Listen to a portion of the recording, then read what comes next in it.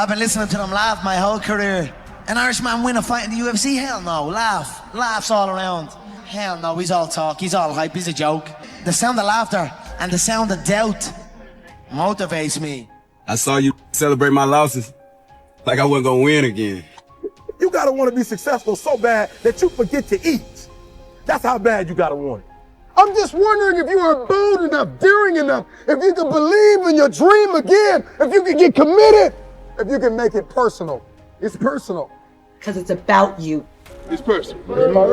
It's personal. It's personal. It's personal. It's personal. It's personal. It's personal. It's personal. Once I talk to Cuss, and Cuss talked to me over and over again, over and over again, every night for hours and hours. And I used to never have to worry about nobody ever bullying me again. Because I knew I would kill them if they. You've got to create a lot of different emotion to heighten your sense of awareness and focus. It's about you ultimately actively moving through your emotions rather than being stopped by them towards a goal. I think when change hits and it's personal, that's when the perspective shift comes. Get into something that's really personal, that means something to you. I think that's the key to what we do. It's gotta be personal. It's up to you. Make your dream a reality. I'm talking concrete commitment. The commitment that says, can I stay true to what I said I would do long after the mood that I've set it in has left? See, when you get personal, when you make it personal, everything changes. Don't make it personal. What a joke. It has been personal. When week after week, I'm choked up, fighting back tears with every sentence. It's personal. I have waited my whole life. I will wait no more. That's why they say many are called, few are chosen. Ooh, it's about you having a vision, a possibility for yourself that has to do with being great. Because I'm gonna make it personal. Because it's always been personal. On the other side of your fear is a fulfilled destiny. How bad do you want it? Be a dangerous man. Now, being dangerous is not being a threat. They're two different things. And it's not about going out and lifting weights and walking around with your chest and shoulders up, hulking around saying, I'm dangerous. Very rarely is that a dangerous man. Often the most dangerous man in the room is the quietest man in the room. You should be a monster. You know, because everyone says, well, you should be harmless, virtuous. You shouldn't do anyone any harm. You should sheath your competitive instinct. You shouldn't try to win. You don't want to be too aggressive. You don't want to be too assertive. You want to take a back seat and all of that. It's like, no. You should be a monster, an absolute monster, and then you should learn how to control it. This is your life, my friend. And I'm sure when it's all said and done, you don't want to look back and see that you wasted it. This is your life, my friend. So you stand up. This is your life, my friend. So you rise up. This is your life, my friend. So you keep going. This is your life, my friend. So you never give up. This is your life, my friend. You need to keep going. This is where you take control. I need you to know that you're called, you're armed, and you're dangerous. So you found out that the secret sauce in your life is the guy in your mirror. That it's not some outside variable that's going to come and save you. The cavalry's not coming. It's up to you, baby. Get up off the couch. I got to go leave the cave, kill something, and drag it home. You found that truth in that moment. Despite my doubts and all of those sort of things, I'm going to put my trust in that and try and then go for things and not be scared to fail and not be driven by fear and all those sort of things, because it's personal. It's about your journey, your goals. Listen to me, you got it. You have to eat the dream. You have to sleep the dream. You have to dream the dream. You have to see it when nobody else sees it. You have to feel it when it's not tangible. You have to believe it when you cannot see it. Do they have what it takes? Are they willing to do whatever it takes?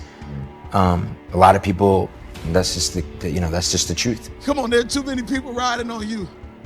You got a mother. She's been doing everything she can to put food on the table. You got to do it for her.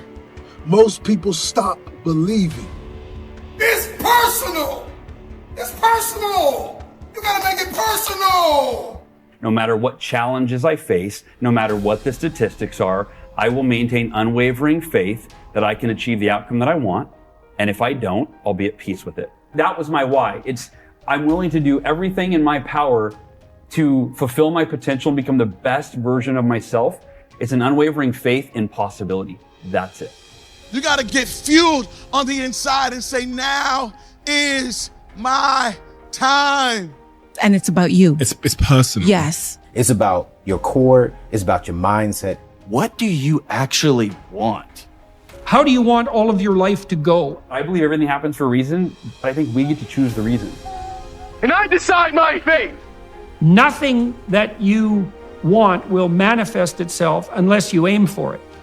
And you won't aim for it unless you know what it is, and you won't know what it is unless you ask yourself. And then you might say, well, why don't you ask yourself? And the answer is, well, maybe no one ever explained to you that you needed to, which is a crucial issue. And then maybe you don't also trust yourself. If you had the job or career track that would motivate you, just hypothetically, what might that look like? This is dreams we're talking about. We're talking about dreams. It's just really rigid. If you become the best, you have to almost become fanatical. You know, this is my life, this is all I live for, this is my air, this is everything. Dreams require sacrifices. People don't want to sacrifice. Yeah. Following your dreams is a lonely, solitary, scary, dangerous pursuit. You can't wait for somebody to think you can do it. And when you get to the point where all you want to do is be successful, as bad as you want to breathe, then you'll be successful. And I'm here to tell you, number one, that most of you say you want to be successful, but you don't want it bad. You just kind of want it. You don't want it badder than you want to party. You don't want it as much as you want to be cool. Most of you don't want success as much as you want to sleep. Nobody knows but you. You can't get advice on what you should do with your life. You take control of the circumstances. You take control of the outcome. You take control of your life. It's in our hands. It's on us. And nobody can make that decision for us. It doesn't start with them and they. It starts with me. Whatever the fuck you're doing, just prove to yourself it's the shit that you want to be doing. Build around that. This is the only life that I have. And I'm going to take the leap of faith. I'm going to jump in it. I must live what's in me. And all of us have something in us that we must live. And if we don't know what it is right now, we must create it or we must find it. All of us have this, whatever this something is that gives our life that meaning, that value, and that power, and that happiness. See, when you get married to purpose, married to destiny, married to who you've been destined to be, everything changes. It's not about external validation. It's about your relationship to yourself. You know, and you know when your head hits the pillow at night and when you wake up in the morning, what that relationship looks like. It's not about them. It's about you. If you're going to do it, if you're going to accomplish it, if you're going to achieve it, even if you're confused and it's cold and it looks crazy, and you're going to need to know the difference between contribution and commitment, because they're two very different things. See, everybody wants to contribute to destiny, but nobody wants to be committed to destiny. You want to contribute to the idea that you can be something. You want to contribute to the idea that something's going to come of the sacrifice that you have made, but you have not sacrificed, you have not suffered, you are not committed. When you are committed, you give everything you have. Every single week, every single day, every single hour, every single minute, 720 hours a month, you are beating on your craft. Even when you're at work, you're dreaming, you're thinking, you're vision casting, you're writing it down, making it plain, communicating to your destiny connections so that it can become a reality. If you can see it in your head, you can hold it in your hands. But the question I want to answer is, are you committed? I'm just wondering if you are bold enough, daring enough, if you can believe in your dream again, if you can get committed. See, when you get personal, when you make it personal, everything changes. Because you see, you made it about your girlfriend last time. You made it about your boyfriend last time. You made it about your kids last time. And your kids started acting up and then you let the dream go. It's got to start with you and God first. Listen, God put a gift inside of everybody, and it's our responsibility to release it to the world. So it's rain, sleet, or snow, keep building. Rich people don't waste time. They realize it's their most important commodity. They don't watch a lot of TV. They don't do a lot of entertainment. If they're not working, they're studying their craft and getting better at their craft. I would love to tell you that on the road to success, everything is going to work out. It's not. It's going to be a dog fight. You want what it looks like, but you don't want what it feels like. It's hard. It's tough. The investment is worth it. I'm telling you, set a standard. I went and got my GED, then I got my 4-year degree, then I got my master's degree, then I got my PhD. And I ain't smart, but I set a standard so when my kids came in this world, their mama got a master's, their daddy got a PhD, they at least got to finish high school. I set a standard. Multi-millionaire as a speaker from the bottom up. I set a standard. And when you find out what your why is, and your why gotta be deeper than you, when you find your why, you don't hit snooze no more. When you find your why, you find a way to make it happen. You have full permission to be your greatness right now. You have full permission to be your greatness. Whatever your greatness is, you have full permission to be that right this second. I'm not smart enough. You're probably not. But it doesn't matter. It was given to you, and it's now your responsibility to do something with it. You've been given it. It's the gift that you never opened. It's the gift. It's yours. Do what you say you're gonna do, and you make no excuses, and you don't let nothing get in your way. I left. I was like, I gotta be in control of my life. And I wasn't mad at nobody. I'm not mad at nobody now. It's just I feel like I gotta be in control. If something go wrong, I want to go wrong on my dime, not yours. I don't want to play by your rules. I want to play by my rules. Please, you have to hear this. When I say I need you to be intentional and deliberate, hear me, I want to paint the picture. You have one team that has the ability to score. They have the ability to do well. They have the ability to score on the opponent. What their challenge is that they can't do it. They can't sustain it. You have one team that's good in spurts. You have another team that's dominant. The teams that are dominant because they can do it from beginning to end, right? Listen to me. And they can do it team after team after team, right? They can do it over and over and over. They dominate because they put pressure on you from the time you start to the very end. Like, even when they're up, they continue to dominate. And your problem is you're not intentional and deliberate. You wake up on Monday and you might be strong, but by Wednesday, are you hearing what I'm telling you? You're not intentional and deliberate. You are hoping that the best is going to happen to you, and the best never happens to you.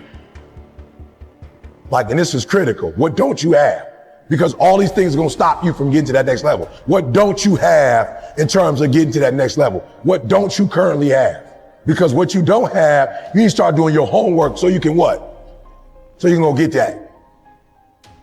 You owe yourself. I didn't get here making excuses. It's your life.